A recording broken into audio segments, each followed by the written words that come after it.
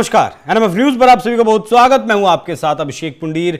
हैदराबाद के सांसद असदुद्दीन ओवैसी संभल के घोड़े पर सवार होकर मुस्लिमों के बीच अपनी लोकप्रियता बहुत ज्यादा बढ़ाना चाहते हैं। शायद यही वजह है कि जब से 24 नवंबर से संभल में जो हिंसा हुई उसके बाद असदुद्दीन ओवैसी लगातार कुछ ना कुछ बयानबाजी संभल को लेकर करते ही रहते हैं। पिछली बयानबाजी जो उनकी बहुत ज्यादा चर्चाओं में रही थी, वायरल भी हुई थी, वो जब सत्यव्रत चौकी का निर्माण जामा मस्जिद के सामने किया गया, उसे वक्फ बोर्ड की जमीन असदुद्दीन ओवैसी ने बता दिया था और बहुत सारे स्टाम्प पेपर, बहुत सारे दस्तावेज सोशल मीडिया एक्स पर अपलोड कर दिए थे, जिसके बाद संभल के डीएम ने उसका संज्ञान लिया और कहा कि ये सारे कागजात फर्जी हैं। और अब एक बार फिर से एक और दावा लेकर असदुद्दीन ओवैसी आए हैं। उस दावे को समझने के लिए पहले असदुद्दीन ओवैसी का एक ट्वीट देखिए जो असदुद्दीन ओवैसी ने किया है संभल को लेकर, जिसमें वो लिखते हैं, संभल में इतना डर और जुल्म का माहौल बना दिया गया कि लोग अपने घर छोड़ने को मजबूर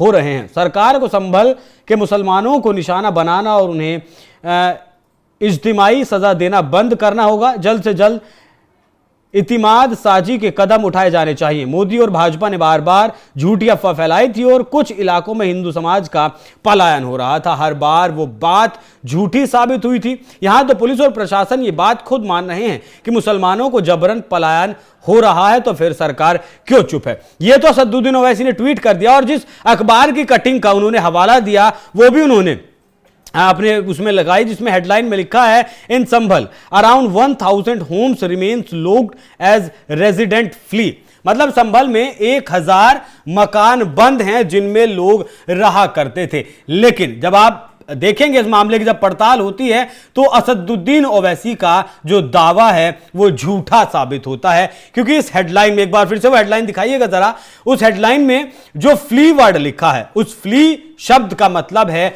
भाग जाना। ये लोग पलायन नहीं किए हैं, ये लोग किसी के डर से नहीं गए, डर से तो जरूर गए हैं, तो इन लोगों ने पलायन नहीं किया है, लेकिन ये लोग भागे हैं, पुलिस की कार्रवाई से भागे हैं, जिससे कि पुलिस इन्हें गिरफ्तार ना कर सके। संभल के बीजेपी उपाध्यक्ष राजेश सिंघल ने भी कहा कि 76 और 78 जैसे जो दंगे हुए थे उसमें भी कोई कार्रवाई विशेष रूप से नहीं हुई थी, लेकिन आज योगी सरकार में हमारा जो प्रशासन है खुले मन से अराजक तत्वों के खिलाफ लगातार कार्रवाई कर रहा है। पोस्टर चिपकाए गए, सर्वे भी हुआ, जिन्होंने गोली चलाई और लोगों ने वहां खुद गोली चलाई, ऐसा इनका कहना है। पत्थरबाजी और आगजनी करने का इन लोगों ने काम किया। संभल को बचाने के लिए प्रशासन उचित कदम उठा रहा है और उनकी आपसी गोली से भी कुछ लोग मर गए थे। जो 5 लोगों की हत्या इसमें हुई थी उसका जिक्र यहां किया गया है।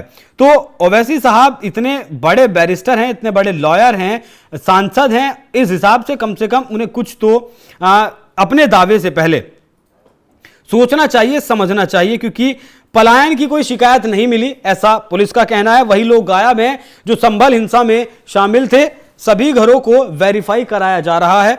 ये सब पुलिस का दावा है। पुलिस का दावा है कि 2500 लोग इसमें शामिल थे, जिसमें से लगभग 80 लोग गिरफ्तार कर लिए गए, बाकी सब फरार हैं। तो ऐसे में सवाल यह भी उठता है कि क्या जिन घरों पर ताला लटका है वो आरोपियों के हैं? अगर हां तो पलायन हुआ है या फिर फरारी है? ये फरारी है। और जो 1000 का जिक्र असदुद्दीन ओवैसी ने किया है वो 1000 नहीं, वो लगभग ऐसे 500 घर बताए जा रहे हैं जिन पर ताला लगा हुआ है। और जो डर का माहौल असदुद्दीन ओवैसी बता रहे हैं, हम भी जब संभल की ग्राउंड जीरो पर गए थे तो हमने देखा था किस तरीके से वहां जो 85% मुस्लिम हैं उनसे हिंदू किस तरीके से डर के साए में रहता है। मतलब उनका डर शब्दों में बयां नहीं किया जा सकता। हालांकि एक ही बाजार में हिंदू मुस्लिम सब एक साथ व्यापार करते हैं, दुकान मकान चलाते हैं, लेकिन उन लोगों की एक भी शब्द फालतू बोलने की कोई हिम्मत नहीं है।